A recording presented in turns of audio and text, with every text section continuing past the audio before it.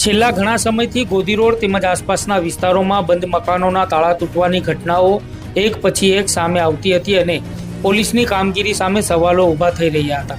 સાથે જ આ વિસ્તારની પ્રજા અસલામતીનો અનુભવ પણ કરી રહી હતી.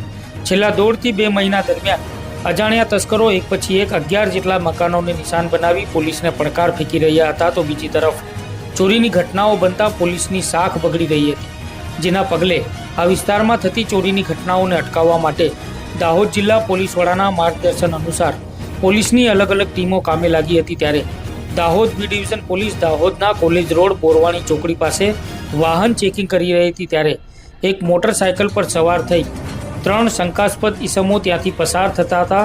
પોલીસે આ 3 ઈસમોને મોટરસાયકલ સાથે ઊભા રાખ્યા હતા અને તેઓની પૂછપરછ કરતા પોલીસને સંતોષકારક જવાબ મળ્યો ન હતો, જેથી પોલીસે 3 શંકાસ્પદ ઈસમોની અંગ ઝડતી કરતા અંગ ઝડતીમાંથી પોલીસને 2 જીવતા કારતૂસ મળી આવ્યા હતા. ત્યારે પોલીસે 3 ઈસમો વિરુદ્ધ આર્મ્સ એક્ટ મુજબનો ગુનો દાખલ કર્યો હતો.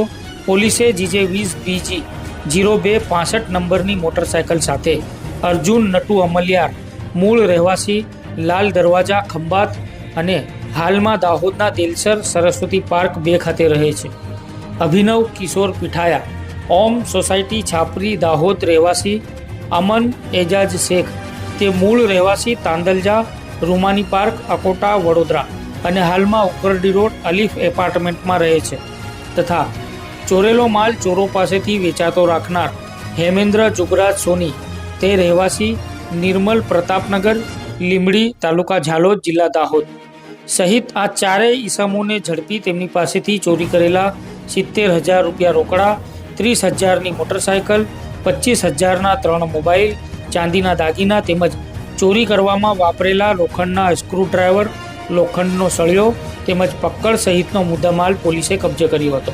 જેમાં પકડાયેલા 4 લોકોએ ઉકરડી રોડ જોઈસર વિસ્તારમાં આવેલી સરસ્વતી પાર્ક સોસાયટીમાં 2 મકાનો, ગોધી રોડ ધુરમિલ પાર્કમાં 1 મકાન તથા ગોધી રોડ નૂર બંગલાની સામે 2 મકાનોના તાળા તોડીને ચોરીની ઘટનાને અંજામ આપ્યો હોવાની પોલીસ સમક્ષ કબૂલાત કરી હતી.